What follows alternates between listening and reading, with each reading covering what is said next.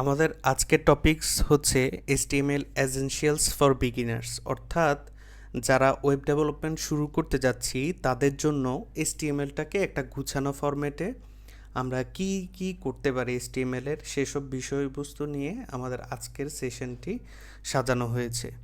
আমাদের বুট ক্যাম্পে আমরা চেষ্টা করব সেই সকল বিষয়গুলো নিয়ে আলোচনা করতে, যে সকল কমন টুলস টেকনোলজিগুলো আমরা আমাদের রেগুলার ডেভেলপমেন্টে ব্যবহার করে থাকি। সো আমরা জানি HTML আসলে কি। আমাদের প্রিভিয়াস লেকচারে আমরা অলরেডি এটা নিয়ে আলোচনা করেছি। HTML হচ্ছে হাইপারটেক্সট মার্কআপ ল্যাঙ্গুয়েজ, যেটা হচ্ছে একটা স্ট্রাকচার ফরম্যাটে থাকে কোনো একটা ওয়েব পেজে, যেটা হচ্ছে ইন্টারনেটের থ্রুতে আমরা ইউজ করি। এখানে হেডিং, প্যারাগ্রাফস, ইমেজ, লিঙ্কস এগুলো ব্যবহার করা হয়ে থাকে। এটা হচ্ছে একটা basement of A web page, অর্থাৎ এটার একটা ওয়েব পেজের ফাউন্ডেশনটা তৈরি হয় HTML দিয়ে। HTML ডিফাইন করে ওয়েব পেজটা কেমন হবে, তার স্ট্রাকচারটা কেমন হবে। সো এখানে যদি আমরা চিত্রটাতে দেখি তাহলে কিছুটা বুঝতে পারবো। অর্থাৎ HTML হচ্ছে এই ওয়েব পেজটার একটা আর্কিটেকচার লেয়ার, যেখানে সে তার ফাউন্ডেশনটা তৈরি করতেছে, কোথায় কী হবে সেখানে ডিফাইন করতেছে। এই ইমেজ দিয়ে এই জিনিসটাকে আমরা বোঝানোর চেষ্টা করেছি। এখন প্রত্যেকটা জিনিসেরই একটা ইভলিউশন রয়েছে, অর্থাৎ তার প্রত্যেকটা অবস্থা অনুযায়ী বিভিন্ন ইভলিউশন। সো মানুষের যেমন বিভিন্ন বিবর্তন রয়েছিল, বা আমাদের সভ্যতার বিভিন্ন বিবর্তন রয়েছে, যার মাধ্যমে পৃথিবীর বিভিন্ন পরিবর্তন হয়ে এসেছে। সো টেকনোলজিও তার গতিতে ইভলিউট হয়েছে তার প্রয়োজনে। সো HTMLও এমন একটা জিনিস যার বিভিন্ন সময়ে তার প্রয়োজনীয়তার ক্ষেত্রে সে ইভলিউট হয়েছে। সে কীভাবে ইভলিউট হচ্ছে?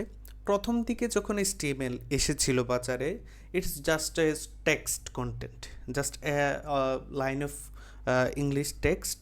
এটাই জাস্ট শো করবে কোনো একটা ওয়েব পেজে, দ্যাটস ইট। এরপর এর প্রয়োজনীয়তা হলো কিছু মার্কআপ অ্যাড করা, এরপর প্রয়োজন হলো কিছু CSS অ্যাড করা। So in the basis of requirements a day by day it's updated. So HTML5 এসে আমরা চমৎকার কিছু টুলস পাচ্ছি। আমরা ইমেজ অ্যাড করতে পারতেছি, আমরা ভিডিও অ্যাড করতে পারি, অডিও অ্যাড করতে পারি। সো এই যে it's kind of a technology that's actually flexible our web pages. মানে আমরা ব্রাউজারে গিয়ে যে কোনো একটা ওয়েব পেজে এই ফ্লেক্সিবিলিটিগুলো পাচ্ছি। HTML এর কাছে যদি এই ফ্লেক্সিবিলিটিটা না থাকতো, ব্রাউজার সেটা ডিটেক্ট করতে পারতো না, আমিও এই ফ্লেক্সিবিলিটিটা ওয়েবসাইটে পেতাম না। তাহলে HTML actually basement of A web page. এখন HTML যেহেতু একটা ওয়েব পেজের স্ট্রাকচার, এটা ব্রাউজার বুঝতে হয়। তাহলে ব্রাউজার হচ্ছে একটা কি প্রোগ্রামেটিক্যাল অ্যাপ্লিকেশন। সে আরেকটা প্রোগ্রামকে বুঝে তার প্ল্যাটফর্মে রান করতে হয়। সো আমরা জানি কম্পিউটারের নিজস্ব কিছু ভাষা আছে। সো কম্পিউটার যদি আমি একেবারে লো লেভেল ল্যাঙ্গুয়েজ থেকে হাই লেভেল ল্যাঙ্গুয়েজে যাই, একেবারে মেশিন লেভেল থেকে যদি চিন্তা করি, তারও কিছু ল্যাঙ্গুয়েজ রয়েছে। আমরা যেমন বাংলাদেশি মানুষ, আমরা বাংলা ভাষা সহজে বুঝতে পারি, অন্য একটা ভাষা বুঝতে ট্রান্সলেটর প্রয়োজন হয়। So in the meantime operating system বা কম্পিউটার জগতে প্রোগ্রামের যে একটা আরেকটা প্রোগ্রামের সাথে ইন্টারপ্রেট করা, কমিউনিকেট করার ক্ষেত্রেও এই কিছু ইন্টারপ্রেটার প্রয়োজন হয়। এই ইন্টারপ্রেট করার ক্ষেত্রে তার কিছু ল্যাঙ্গুয়েজ রয়েছে। একটা ব্যক্তি অন্য ব্যক্তির সাথে কমিউনিকেশন করতে যেমন ল্যাঙ্গুয়েজের প্রয়োজন, ঠিক সেভাবে একটা টেকনোলজি আর একটা টেকনোলজির সাথে যখন কমিউনিকেট করে, তখনও তার মধ্যে কিছু ল্যাঙ্গুয়েজ থাকে। সো HTML এর এই যে মার্কআপ যে ল্যাঙ্গুয়েজটা, এই মার্কআপ ল্যাঙ্গুয়েজের থ্রুতে ব্রাউজার তাকে রিড করতে পারে। কিভাবে রিড করতে পারে? কোথায় ইমেজ হবে, কোথায় টেক্সট হবে, কোথায় ফর্ম হবে। So in the whole over the scenario browser এই ট্যাগগুলো দিয়ে সে বুঝতে পারে, আইডেন্টিফাই করতে পারে। সেই দিক থেকে আমি কিছু কমন ট্যাগস এনেছি, এগুলোই আমরা ব্যবহার করে থাকি। যেমন ডক টাইপ, HTML পেজ শুরু করতে আমি ডক টাইপ দিয়ে অ্যাসাইন করি, কারণ এই ডক টাইপ দিয়েই ওই কোডটাকে ডিনোট করে আমি HTML5-এ কাজ করতে যাচ্ছি। এটা HTML5-এ মূলত ইন্ট্রোডিউস হয়েছে ডক টাইপ। এরপর HTML লিখতেছি, তারপর HTML এর হেডিং সেকশন রয়েছে, আমরা পরবর্তীতে বুঝতে পারবো। ওয়েব পেজের অনেকগুলো সেকশন রয়েছে। সো ওই সেকশন ওয়াইজ আমরা কিছু স্পেসিফিক ট্যাগস ব্যবহার করি। যেমন হেডিং যে সেকশন, কোনো একটা ওয়েব পেজে যদি যাই আমরা, হেডিং সেকশনের কিছু ট্যাগ রয়েছে, সেখানে হেড, টাইটেল, মেটা, লিঙ্ক, স্টাইল, এগুলো আপনি দেখতে পারেন একেবারে আমি সিরিয়ালাইজ ওয়েতে রেখেছি একদম। হেডিংয়ের ট্যাগগুলো একটার পর একটা যেভাবে আছে। স্ক্রিপ্ট, আমরা যদি HTML পেজে জাভা স্ক্রিপ্ট ব্যবহার করতে চাই, জাভা স্ক্রিপ্ট কিন্তু অন্য আরেকটা ল্যাঙ্গুয়েজ, তাহলে ব্রাউজার জাভা স্ক্রিপ্টে HTML এর মধ্যেই বুঝতে চায়, তাহলে বুঝতে হলে তাকে নির্দিষ্ট একটা ট্যাগ লাইনের মধ্যে রাখতে হয়। তাহলে স্ক্রিপ্ট ট্যাগের মধ্যে তাকে রাখতে হবে। স্ক্রিপ্ট ট্যাগের মধ্যে যখন আপনি জাভা স্ক্রিপ্টে রাখতেছেন, ব্রাউজার বুঝতে পারতেছে এটা হচ্ছে একটা স্ক্রিপ্ট। দেন আসে বডি। আপনি আপনার ওয়েব পেজের কন্টেন্ট জুড়ে যা কিছুই দেখতে পান মূলত বডির মধ্যেই থাকে, বডিতে শুরু হয়, বডি দিয়ে শেষ হয়। সো HTML এর ক্ষেত্রে দুই ধরনের ট্যাগ থাকে, কিছু ট্যাগ ইন্ডিং রয়েছে, আবার কিছু ট্যাগ একদম ইনলাইন ট্যাগ আর কি, যেগুলোকে বলি আমরা, যেগুলোর আসলে শুরু হয় কিন্তু শেষ হয় না। যেমন স্ক্রিপ্ট ট্যাগ শুরু করলে আপনাকে শেষ করতে হবে, কিন্তু ইমেজ ট্যাগ শুরু করলে শেষ করতে হবে না। ইমেজ ট্যাগ নিজেই একটা ট্যাগ। সো ডিভ ট্যাগ শুরু করলে শেষ করতে হবে, বডি ট্যাগ শুরু করলে শেষ করতে হবে। সো এই জিনিসগুলো আমরা প্র্যাকটিসের মাধ্যমে জানতে পারবো day by day. So paragraph, break, বিয়ারের মাধ্যমে আমরা ব্রেক দিচ্ছি। হাইপার রেফারেন্স, যখন এইচআর হার্ফ একটা হচ্ছে মাঝখানে আমরা একটা ব্রেক লাইন যদি দিতে চাই কোনো একটা টেক্সটের মধ্যে, এইচআর আমরা ব্যবহার করি। অ্যাঙ্কর ট্যাগ, কোনো একটা ওয়েব পেজে অন্য একটা ওয়েব পেজকে লিঙ্ক করতে গেলে আমরা অ্যাঙ্কর ট্যাগ ব্যবহার করতে যাচ্ছি। এর পরবর্তীতে আসে ইমেজ ট্যাগ, কোনো একটা ইমেজ অ্যাড করতে চাইলে স্ট্রং, তারপর bold, italic, underline, span. So এই প্রত্যেকটা জিনিস এক একটা টেক্সটের মধ্যে ব্যবহার করি। স্ট্রং থেকে নিচের দিকে স্প্যান পর্যন্ত যাই দেখতে পাচ্ছি, কোনো একটা প্যারাগ্রাফ ট্যাগের মধ্যে পি ট্যাগ এখানে আমরা দেখতে পেয়েছি, এটা হচ্ছে একটা প্যারাগ্রাফ। সো প্যারাগ্রাফের মধ্যে আমরা কোনো একটা নির্দিষ্ট টেক্সটকে নিয়ে যখন কাজ করব, এই টেক্সটটাকে আমি বোল্ড করতে যাচ্ছি, তাহলে বি ট্যাগ ব্যবহার করতে পারি। আই দিয়ে ইটালিক করতে পারি, ইটালিক একটা টেক্সটের ফরম্যাট। সো আন্ডারলাইন করতে পারি কোনো একটা টেক্সটকে, নির্দিষ্ট টেক্সটকে। স্পেন দিয়ে ওই নির্দিষ্ট চাঙ্ক অফ টেক্সটকে নিয়ে আমি কাজ করতে পারি। সো এভাবেই আমরা HTML এর এই কমন ট্যাগসগুলো দিয়ে বিভিন্ন ধরনের কাজ করতে পারি। সো HTML এর লার্নিংয়ের ক্ষেত্রে সব থেকে বড় যে পার্টটা, সেটা হচ্ছে HTML ট্যাগগুলো দিয়ে রেগুলার বেসিসে প্র্যাকটিস করা। সো HTML 1 to 6 এইগুলো হচ্ছে হেডিং ট্যাগ। তো তাহলে যেটা করতে হবে, আপনি H1 দিলে কেমন ট্যাগের স্টাইলটা আসতেছে, H2 দিলে কেমন আসতেছে, H3 দিলে কেমন আসতেছে। সো যখন H1 থেকে H6 পর্যন্ত আপনি প্র্যাকটিস করবেন, দেখবেন, তখন আপনি জিনিসটি ইমাজিন করতে পারবেন যেন কোন ট্যাগ অ্যাকচুয়ালি কী ধরনের বিহেভ করতেছে, কোড ট্যাগ। সো আমি এখানে কিছু কমন ট্যাগ রেখেছি। তো তাহলে আমরা কি সবগুলো ট্যাগ মুখস্থ করব? অবশ্যই না। সো আপনি যেটা করবেন, মুখস্থ করা আসলে সম্ভব না কোডিং। আপনি ডেইলি বেসিস প্র্যাকটিস করবেন, আপনি প্রয়োজনীয়তা বুঝে কাজটা করবেন। ঠিক আছে? আপনার যখন পিপাসা পায় আমি পানি খুঁজতে যাই, অন্য কিছু তো না। সো সেম ওয়েতে আপনার HTML কমন ট্যাক্সে আমি জাস্ট কমনগুলো রেখেছি। যখন আপনি কমনগুলো দিয়ে একটা ওয়েব পেজ প্র্যাকটিস করবেন, পরবর্তীতে আপনার কোনো একটা স্পেশাল কেসে, যেমন আমি এখানে কিন্তু অডিও ট্যাগটা রাখিনি, MP3 কোনো একটা সাউন্ড আমি অ্যাড করতে চাই, ওইটার জন্য কি ট্যাগ, ওইটা যখন প্রয়োজন হবে আপনার, তখন কিউরিসিটি জাগবে, আচ্ছা আমি একটু খুঁজি এই কাজটার জন্য কি ট্যাগ ব্যবহার করা যেতে পারে। তো আপনার মধ্যে কিউরিসিটি আপনাকে আসলে খুঁজে বের করে দিবে কোথায় কখন কি জিনিস ব্যবহার করতে হবে। এখানে কমন ট্যাগগুলো আমরা ইউজ করব নিজে জানার জন্য, বোঝার জন্য, HTML প্র্যাকটিস করার জন্য। ওকে, নেক্সটে আসি। এরপর আসতেছি অ্যাট্রিবিউট। HTML ট্যাগগুলোর বিভিন্ন ধরনের প্রপার্টিজ ডিনোট করার জন্য তার কিছু অ্যাট্রিবিউট রয়েছে। Identifier, class, style. আইডেন্টিফায়ার দিয়ে নির্দিষ্ট একটা ট্যাগকে আমরা আইডেন্টিফাই করি, ক্লাস দিয়ে অনেকগুলো ট্যাগকে ক্লাসিফাইড করতে পারি। আচ্ছা, আমরা এই ক্লাস অফ ট্যাগ একসাথে রাখতে চাই, যেমন কালার ব্লু। আমার ওয়েব পেজে যতগুলা ট্যাগ রয়েছে তাদেরকে আমি ব্লু করতে চাই, আমি তাদেরকে একটা ক্লাসের মধ্যে ফেলতে চাই, ক্লাস দিয়ে আমরা ক্লাসিফাইড করতে পারি। সো একটা চাঙ্ক অফ ট্যাগকে আমরা একসাথে রাখতে পারতেছি। স্টাইল অ্যাট্রিবিউট, যে কোনো একটা ট্যাগের মধ্যে আমরা কালার ডিনোট করতে পারি স্টাইল অ্যাট্রিবিউট ব্যবহার করে। সোর্সের মধ্যে আমরা মূলত এটা ইমেজের ক্ষেত্রে ব্যবহার করি। আমরা যখন ইমেজ ট্যাগ ব্যবহার করি তখন আমাদের সোর্সে ব্যবহার করতে হবে আমরা কোন ইমেজটা এখানে ব্যবহার করব, অর্থাৎ ইমেজের পাথটা বা ইমেজের লোকেশনটা যখন ওই ট্যাগের মধ্যে দিতে যাব তখন সোর্সের প্রয়োজন হবে। অল্টারনেটটা মূলত হচ্ছে আমরা ইমেজটাকে তখন ব্যবহার করি যখন ইমেজের মধ্যে কোনো ধরনের সোর্স সে আইডেন্টিফাই করতে পারতেছে না। সাপোজ আপনি গুগল থেকে একটা ইমেজ এনে ব্যবহার করলেন, কিন্তু গুগলের ওই ইমেজটা এখন আর গুগলের মধ্যে নেই, তাহলে কি হবে? ইমেজ ট্যাগটার ওই ছবিকে খুঁজে পাবে না। খুঁজে না পালে একটা কি এরর আকারে শো করবে আপনার ইমেজ পেজে। কিন্তু আপনি যখন অল্টার ইউজ করবেন ওই এররটা দেখা যাবে না, অল্টারনেট যে টেক্সটটা দেওয়া থাকবে সেটাই দেখাবে। হাইপার রেফারেন্স আমরা মূলত অ্যাঙ্কর ট্যাগে ব্যবহার করে থাকি। কোন ওয়েব পেজে ওই হাইপার রেফারেন্সের থ্রুতে যাবে সেটা আমরা হাইপার রেফারেন্সে বলে দিই। এরপর প্লেস হোল্ডার, আমরা ফর্মের ক্ষেত্রে প্লেস হোল্ডার ব্যবহার করি। হিডেন যে টেক্সটটা থাকে সেটার জন্য উইথ হাইট আমরা ইমেজের ক্ষেত্রে ব্যবহার করি। ভ্যালু, ফর্মে যে কোনো ফিল্ডের ভ্যালুর ক্ষেত্রে আমরা এটা ব্যবহার করি। সো এখানে কিছু কমন অ্যাট্রিবিউট দিয়েছি, আরও অনেকগুলো প্রয়োজনীয় আমাদের অ্যাট্রিবিউট রয়েছে, আমরা ব্যবহারের সাথে সাথে জানব।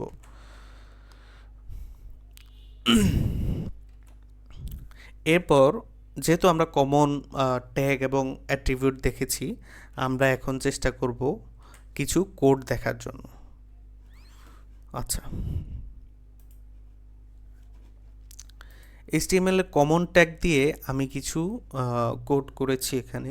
যেমন আমরা ডক টাইপ দেখেছি, HTML-টা শুরু করেছি, HTML ট্যাগ দিয়ে শুরু হলো, তারপর হেড দিয়ে শুরু হচ্ছে, হেড দিয়ে শেষ হচ্ছে, অর্থাৎ একটা ওয়েব পেজের হেডিং পার্টটাতে যা থাকে। আমরা আগে কোডটা একটু দেখি, দেন আমরা আমাদের পেজের ওয়েব পেজে রান করে সেটাও দেখতে যাব। সো এখানে আমরা স্টাইল ট্যাগের মধ্যে মূলত আমরা ওই সিএসএসগুলোকে অ্যাড করার জন্য স্টাইল দিয়েছি। স্টাইল ট্যাগের মধ্যে যে কোনো সিএসএস আমরা লিখতে পারি। সিএসএস বলতে আমরা আমাদের HTML ট্যাগকে বিভিন্ন ধরনের ডিজাইন বা মডিফিকেশানের জন্য আমরা সিএসএস ব্যবহার করে থাকি, যেটাকে ক্যাসকেডিং স্টাইল শিটও বলে।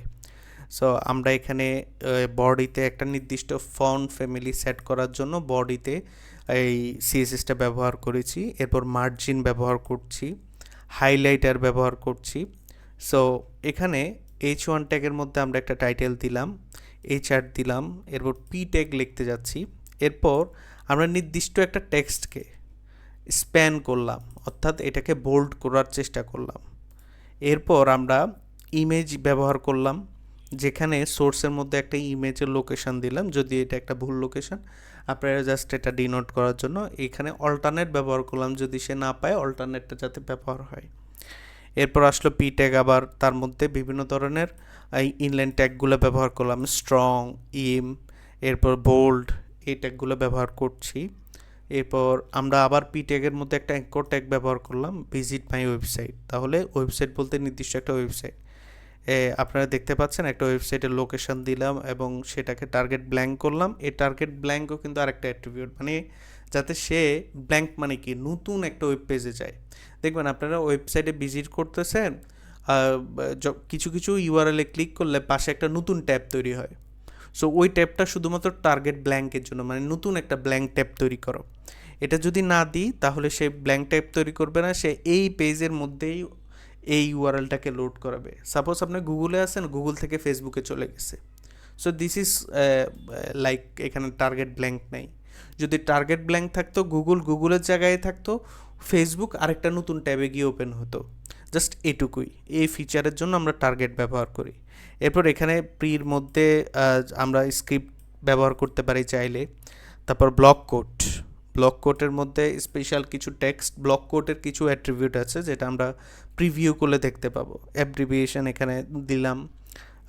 অ্যাব্রিভিয়েশনের মধ্যে কিন্তু দেখেন অ্যাট্রিবিউটের মধ্যে এই টাইটেল, আমরা যখন পি বা এইচ ট্যাগ দিচ্ছি সেখানে টাইটেলটা কিন্তু ওই এইচ ট্যাগের মধ্যে দেখাচ্ছে। সো এভাবে আমরা মডিফিকেশান করতে পারি HTML ইনলাইন বিভিন্ন ট্যাগ ব্যবহার করেই। এখন যদি আমি এটা রান করি,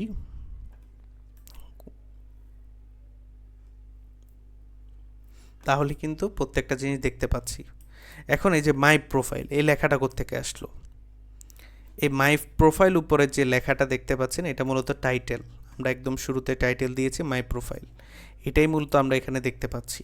এরপর এখানে H1 ট্যাগ দিয়ে শুরু করলাম, সেটা আসতেছে নির্দিষ্ট একটা ট্যাগ আমরা এখানে হাইলাইট করেছি, দেখতে পেয়েছিলাম। এরপর দেখেন আপনার এই পিকচারটা সে খুঁজে পায়নি, অল্টারনেট যে টেক্সটটা দিয়েছেন সেটা এখানে চলে এসেছে প্রোফাইল পিকচার, মানে আমি ছবিটা পাই নাই, বাট আমি এখানে অল্টারনেট একটা টেক্সট দিয়ে রেখেছি যাতে এখানে অন্য কিছু যাতে না আসে। সো এরপর এই যে দেখতে পাচ্ছেন প্রত্যেকটা জিনিস এখানে, যে এটা যেহেতু একটা জাভাস্ক্রিপ্ট ট্যাগ, যাতে সে এক্সিকিউট না হয়, জাস্ট ট্যাগ আকারে দেখানোর জন্য। এটা যেহেতু একটা কোড, কোডটা তো রান হয়ে যাবে। দেখতে পারেন আপনি W3 স্কুলে অনেকগুলো কোড দেখতে পান, সেকে এক্সিকিউট হয়, এক্সিকিউট কিন্তু হয় না, ওইটা কোড আকারেই কিন্তু দেখাচ্ছে। সো এটা একটা জাস্ট টেক্সট আকারে স্পেশাল কোডকে যখন রান করব তখন এই ট্যাগটা আমরা ব্যবহার করতে যাচ্ছি। এরপর এখানে কিন্তু অ্যাপ্রিপিয়েটর ট্যাগ ব্যবহার করেছি। এরপর HTML এর প্রত্যেকটা জিনিস আপনি দেখতে পাচ্ছেন। এরপর আমরা এই যে ডিপ ব্যবহার করেছি, ডিপ ব্যবহার করার জন্য কিন্তু আমরা এখানে কোড ট্যাগটা ব্যবহার করেছি, দেখতে পাচ্ছেন। লেস দেন, গ্রেটার দেন সাইনও ব্যবহার করেছি, যেহেতু ডিপ একটা স্পেশাল ট্যাগ আমাদের এখানে। সো এই ধরনের ট্যাগের ক্ষেত্রে এগুলো ব্যবহার করতে হয়। তাহলে আমরা কমন ট্যাগগুলোর ব্যাপারে জানলাম, অ্যাট্রিবিউটে দেখলাম তার ভিতর ব্যবহার করা। এখন আমরা জানি HTML এর লিস্ট, লিস্ট একটা মোটামুটি ব্যবহার এই একটা জিনিস। আমাদের লিস্ট অফ আইটেম লিখতে হয় যে কোনো একটা ওয়েবসাইটে বা ওয়েব পেজে, লিস্ট অফ আইটেম দেখাতে হয়, লিস্ট অফ ডেটা দেখাতে হয়। যদি একটা স্টুডেন্ট পোর্টালে চিন্তা করেন, সেখানে আপনি টিচারদের লিস্ট দেখাতে চাচ্ছেন, অবশ্যই লিস্ট টাইপের কোনো একটা ট্যাগ লাগবে HTML লিস্ট অফ টিচার দেখাতে হলে। সো HTML এর লিস্টকে তিনটা ভাগে ভাগ করা হয়, তিনভাবে প্রদর্শন করা হয়। একটা হচ্ছে আনঅর্ডার্ড লিস্ট, একটা অর্ডার্ড লিস্ট, একটা ডেসক্রিপশন লিস্ট। আমরা যখন আনঅর্ডার্ড লিস্ট নিয়ে কাজ করব, সেটা মূলত আনঅর্ডার থাকবে, তার কোনো অর্ডারিং থাকবে না। অর্ডার বলতে কি বুঝি, অর্থাৎ 1 2 3 4 5 6 এটা একটা অর্ডার মেনটেন করেছে, এটা একটা সিকোয়েন্স মেনটেন করেছে, এটাকে আমরা অর্ডার বলি। আবার আনঅর্ডার্ড লিস্ট বলতে কি বুঝি, কোনো ধরনের সিকোয়েন্স নেই, জাস্ট কোনো একটা সাইন দিয়ে সে পুরো লিস্টটাকে লিখেছে। এটা আমরা যখন এটা রান করব কোড, তখন দেখতে পাবো। এবার ডেসক্রিপশান, ডেসক্রিপটিভ কিছু টেক্সট থাকে আমাদের, সেটাও আমরা লিস্ট আইটেম দিয়ে দেখাতে পারি। টাইটেল, ডেসক্রিপশান, ডিটেলস, জাস্ট এইটুকু পর্যন্তই থাকবে। এই ধরনের লিস্ট অফ আইটেম থাকে। যখন আমরা লিস্ট অফ কন্টেন্টকে, এটা একটু আগে তো আমি বললাম list of name, teacher name, student name, কিন্তু যখন আপনি লিস্ট অফ কন্টেন্ট দেখাতে যাবেন, ওখানে কিন্তু টাইটেল থাকবে, ডেসক্রিপশান থাকবে, টাইটেল থাকবে, ডেসক্রিপশান থাকবে। সো তখন কিন্তু ডেসক্রিপশান লিস্ট আপনাকে ব্যবহার করতে হবে। সো এই যে আমরা এই কিছুক্ষণ আগে বিভিন্ন টাইপের লিস্ট বললাম, এগুলোর জন্য কিছু ট্যাগ রয়েছে। যেমন আনঅর্ডার লিস্টের জন্য UL ব্যবহার করি, অর্ডার লিস্টের জন্য OL। লিস্ট আইটেম, এই যে আনঅর্ডার বা অর্ডার লিস্টের মধ্যে যে লিস্ট আইটেমগুলো থাকবে সেগুলোর জন্য LI। আবার ডেসক্রিপশন লিস্টের পুরো জিনিসটাই আলাদা, প্রত্যেকটা ট্যাগই আলাদা। ডেসক্রিপশন DL দিয়ে শুরু হয়, টাইটেলকে আমরা DTর মধ্যে রাখি, ডেসক্রিপশন টাইটেলের মধ্যে।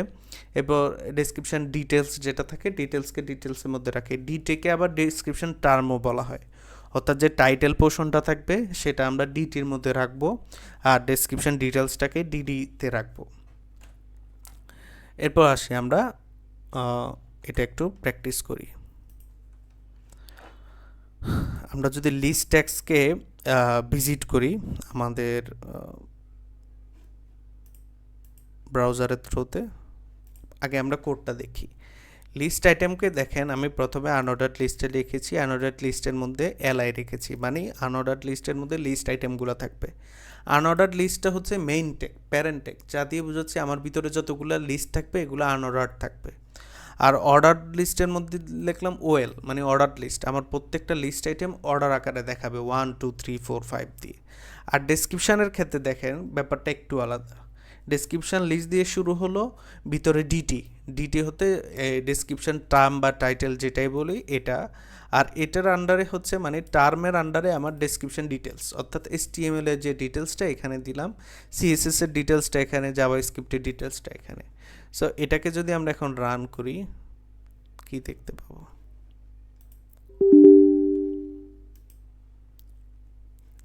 ওকে, প্রিভিয়াসটা আমরা অফ করে দিই।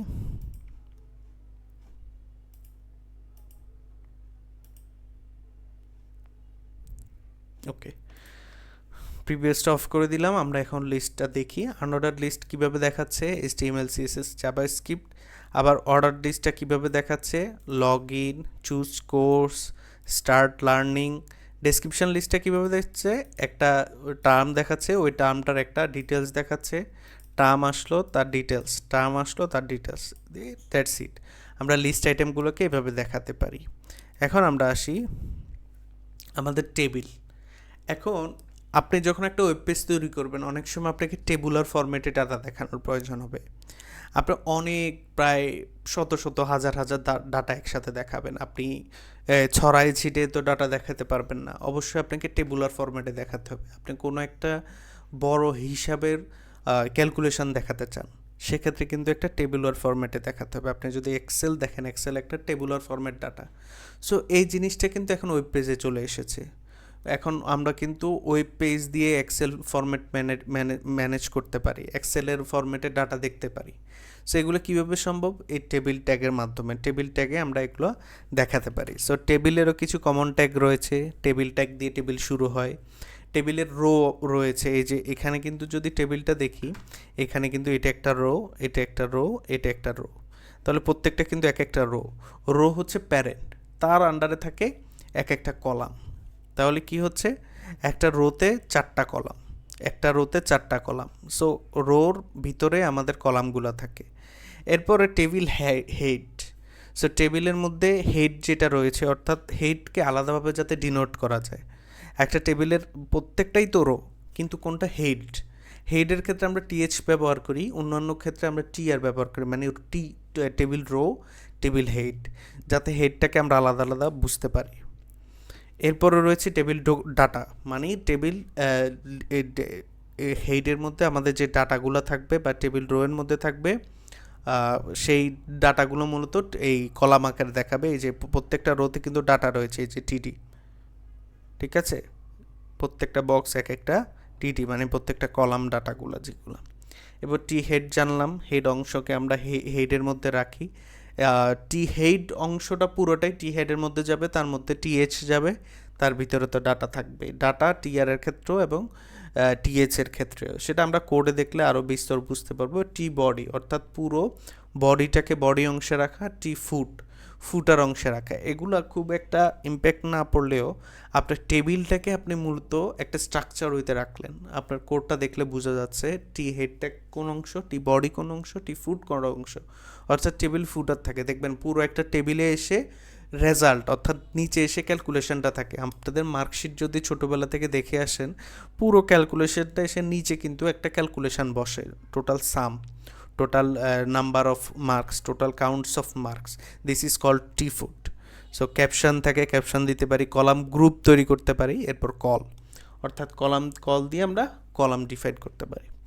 এখন আমরা যেটা দেখব, আমরা প্র্যাকটিস করে আসি, অর্থাৎ আমরা আমাদের কোডে দেখি কিভাবে আমরা টেবিল নিয়ে কাজ করতে পারি।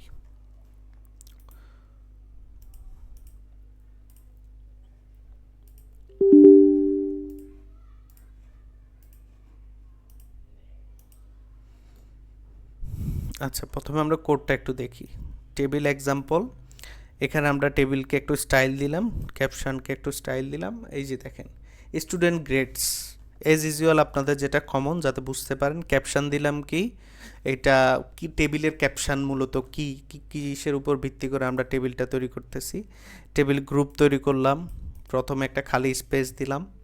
এরপরে আসি, দেখেন টেবিল হেড, অর্থাৎ হেডার সেকশনটা, যাতে স্পেশালি বুঝে যেতে পারে আমরা টেবিলে কি রেখেছি। এই যে টিআর টেবিল, প্রত্যেকটাই টেবিল রো, প্রত্যেকটা টেবিলের প্রত্যেকটা রো এক একটা রো, এটা একটা রো, প্রত্যেকটার মধ্যে কিন্তু একটা করে রো আছে। টেবিল হেডের যে অংশটা সেটাও একটা রো, তার ভিতরে আমরা টিএইচ দিয়ে ডিনোট করতেছি। টিএইচ মূলত কি, টি হেডের প্রত্যেকটা ডাটা দেখলেন আমি বোল্ড করে দেখিয়ে দিয়েছি স্লাইডে, অর্থাৎ প্রত্যেকটা জিনিস যাতে ইজিলি বোঝা যায়, ডিনোট করা যায়, টি হেডের মধ্যে আমরা ডাটাটা রাখি। এরপর আসে টি বডি, অর্থাৎ বডির মধ্যে ডাটাটা আসে, যেটার মধ্যে টিআর রয়েছে, অর্থাৎ টেবিল রোর মধ্যে প্রত্যেকটা ডাটা। এটা হচ্ছে ডাটা সেকশন, এটা হচ্ছে হেডিং সেকশন। এর প্রত্যেকটা সিমিলার, এই যে এক একটা রো, তার মধ্যে টিডি। এর পরবর্তীতে আসি টি ফুটার অর্থাৎ কনক্লুশন, টোটাল স্টুডেন্টস কনক্লুশনের যে অংশটা সেটা। টেবিলে আরেকটা জিনিস রয়েছে কল স্পেন। কল স্পেন হইতেছে অনেকগুলা রোকে একসাথে কলামকে একসাথে মার্চ করা, অর্থাৎ এখানে তো আপনার তিনটা ডাটা একসাথে দেখানো লাগতেছে, কিন্তু টোটালি কিন্তু তিনটা ডাটা নেই, একটা ডাটা। সো প্রত্যেকটাকে যাতে মার্চ করে এক জায়গায় দেখানো যায়। সো আমরা যদি এখন রান করি তাহলে বুঝতে পারবো প্রত্যেকটা ট্যাগ আবার এই ইনট্যাগ দিয়ে দিলাম, অর্থাৎ শেষ করলাম ট্যাক্সটা। এখন আমরা এটা রান করে দেখি।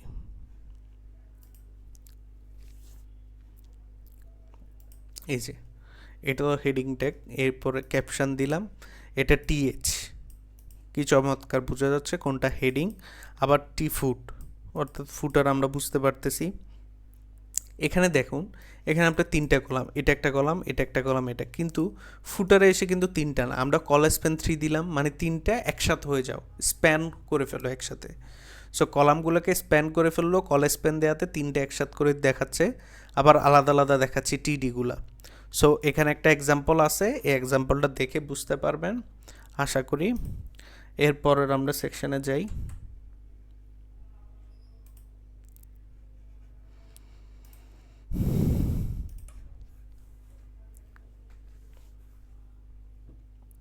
ওকে, টেবিলের পরে আমরা HTML এর যে জিনিসটা নিয়ে ডিসকাস করব সেটা হচ্ছে ফর্ম ইন HTML। এখন এখানে একটা রেজিস্ট্রেশন ফর্ম দেখতে পাচ্ছেন। আপনারা ওয়েবসাইটের মধ্যে অনেকেই বিভিন্ন ধরনের ফর্ম সাবমিট করেছেন, অনেকে ভার্সিটির রেজিস্ট্রেশন করেছেন, সাবজেক্ট রেজিস্ট্রেশন, সেমিস্টার রেজিস্ট্রেশন। সেক্ষেত্রে অনেকগুলো ফর্ম আসে, সে ফর্ম সাবমিট করতে হয়, অর্থাৎ বিভিন্ন ফর্ম ডাটার মাধ্যমে আপনাকে ডাটা পাবলিশ করতে হয় বা ডাটা সাবমিট করতে হয়। ফর্ম সাবমিটের ক্ষেত্রে অবশ্যই একটা ফরম্যাটেড থাকতে হয়, আপনি যে কোনোভাবে কিন্তু ডাটা দিতে পারবেন না, অবশ্যই আপনার ইনপুট আকারে থাকতে হবে।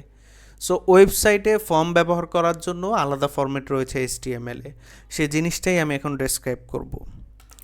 এখন ফর্মের কিছু কমন ট্যাগস রয়েছে, যেমন আমি যদি একটা ফর্ম শুরু করতে চাই, ফর্ম ট্যাগ দিয়ে শুরু করতে হবে।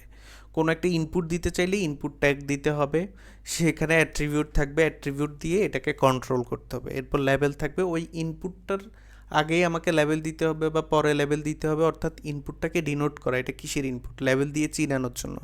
টেক্সট এরিয়া, ইনপুট এবং টেক্সট এরিয়া দুইটা কিন্তু আলাদা জিনিস। ইনপুটের মধ্যেও ইনপুট দেওয়া যায়, আবার টেক্সট এরিয়াতেও ইনপুট দেওয়া যায়। টেক্সট এরিয়াটা একটা আলাদা ফরম্যাটেড টেক্সট, অর্থাৎ অনেক বড় একটা টেক্সটের জন্য কিন্তু আমি ছোট একটা ইনপুট দেওয়া যাবে না, অর্থাৎ আমি বড় একটা ডেসক্রিপশন লিখতেছি, ফেসবুক পোস্টের আপনার যে ডেসক্রিপশনটা সেটা আর আপনার প্রোফাইলের নাম আপডেট করাটা দুইটা কিন্তু আলাদা জিনিস না। পোস্ট দিতে আপনার একটা বড় স্পেস লাগে, ঠিক আছে, যেখানে আপনি লিখবেন কন্টিনিউয়াস, অনেকে প্রায় 100+ 1000+ ওয়ার্ড দিয়ে পোস্ট লিখে।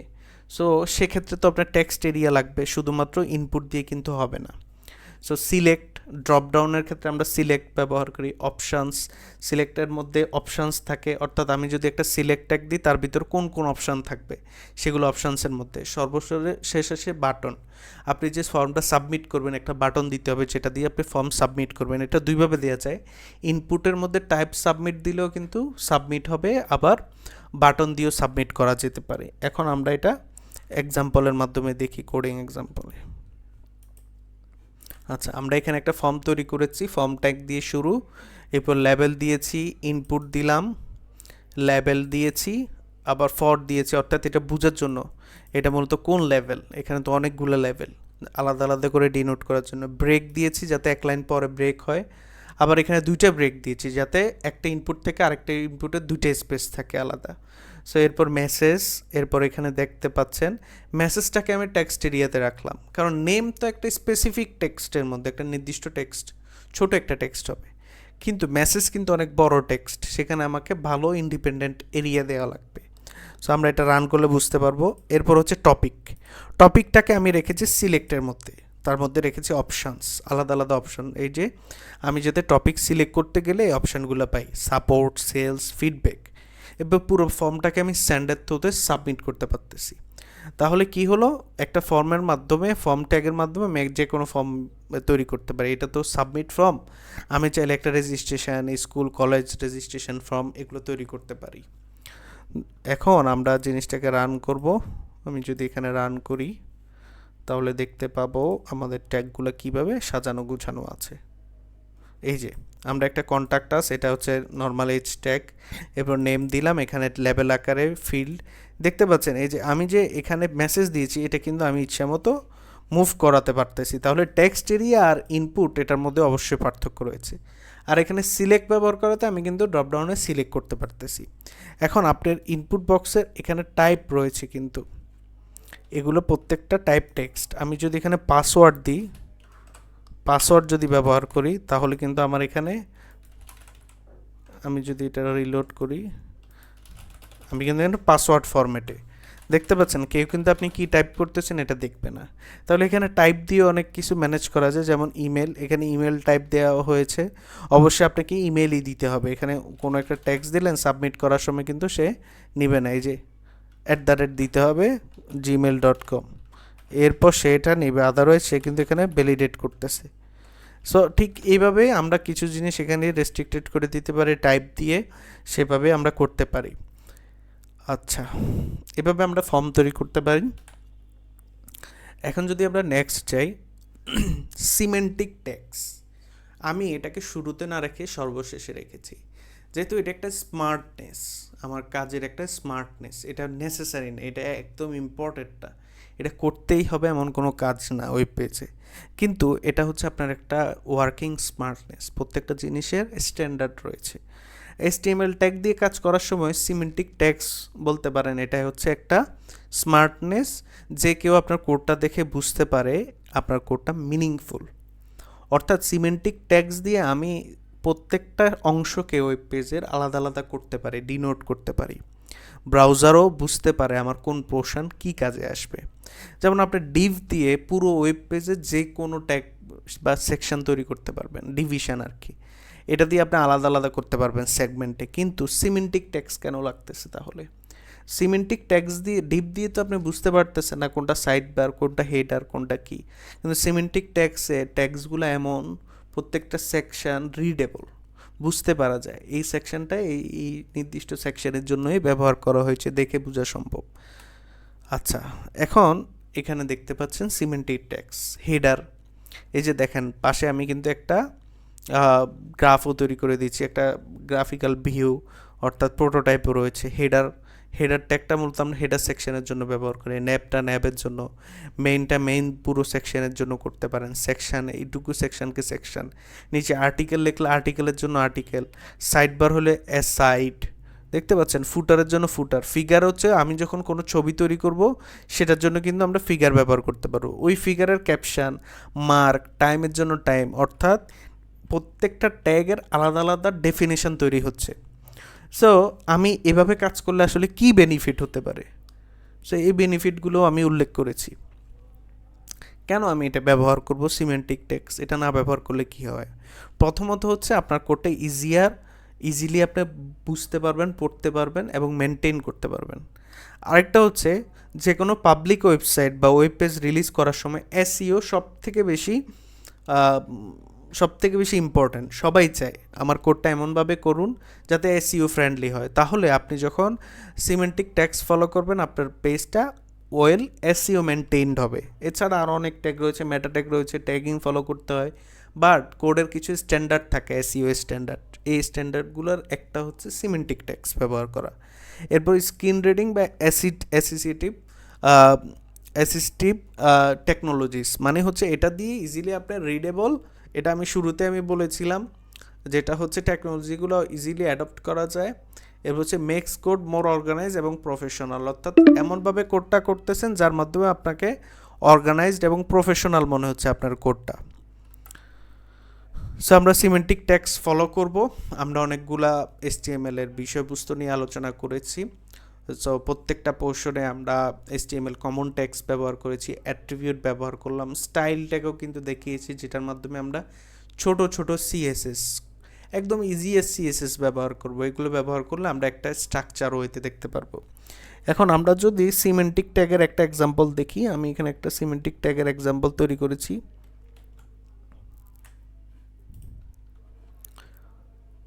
সিমেন্টিক ট্যাগস এখানে দেখতে পাচ্ছেন, আমি প্রত্যেকটা পোর্শনকে সিমেন্টিক ট্যাগস দিয়ে ডিনোট করেছি। হেডার, ন্যাব বার, কন্টেইনারের মধ্যে মেইন রেখেছি, মেইনের মধ্যে কন্টেন্ট রয়েছে, আর্টিকেল রয়েছে, অ্যাসাইড রয়েছে, এরপরে ফুটার রয়েছে। অর্থাৎ প্রত্যেকটা ট্যাগ দিয়ে একটা কমপ্লিট ওয়েবসাইট তৈরি করেছি। এখন আমি যদি পূর্বেরটা ক্রস করে দিয়ে এটা আবার রান করি, তাহলে কি দাঁড়াচ্ছে, এই যে প্রত্যেকটা সেকশন খুবই চমৎকার ওয়েতে দেখাচ্ছে। এখানে আমি কিছু সিএসএস ব্যবহার করেছি, উপরে দেখেছেন, যাতে অর্গানাইজ লেআউট আকারে দেখায় প্রত্যেকটা পোর্শন, আর প্রত্যেকটা কোডকে আমি আলাদা আলাদা করে রেখেছি। সো আপনারা চাইলে এভাবে ব্যবহার করতে পারেন, যেটা ওয়েল স্ট্যান্ডার্ড মেনটেন করবে।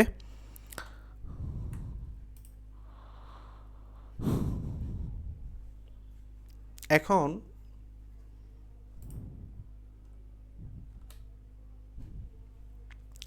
এখন আমরা নেক্সট ডেতে কী কাজ করব হোমওয়ার্ক হিসেবে। আমরা আজকে প্রত্যেকটা পোর্শনে যা যা দেখেছি, semantic tags, form, HTML common elements, এই প্রত্যেকটা জিনিস দিয়ে একটা কমপ্লিট ওয়েব পেজ তৈরি করব, যেখানে সিমেন্টিক ট্যাগস ফলো করা হবে, যেখানে এইচটিএমএল কমন ট্যাগসগুলো থাকবে, ইমেজ থাকবে, অ্যাঙ্কর ট্যাগ থাকবে, এইচটিএমএল লিস্ট থাকবে, টেবিল থাকবে, ফর্ম থাকবে। অর্থাৎ এইচটিএমএল এর প্রত্যেকটা ট্যাগ কমন যেগুলো ব্যবহার করে সবগুলো আমি একবার করে প্র্যাকটিস করার যাতে সুযোগ হয়, এই পেজ দেখে যাতে বুঝতে পারি এখানে কমপ্লিট এইচটিএমএল ট্যাগের বিবরণ দেওয়া হয়েছে। সো আজকের সেশনে যারা উপস্থিত ছিলেন সবাইকে থ্যাংক ইউ।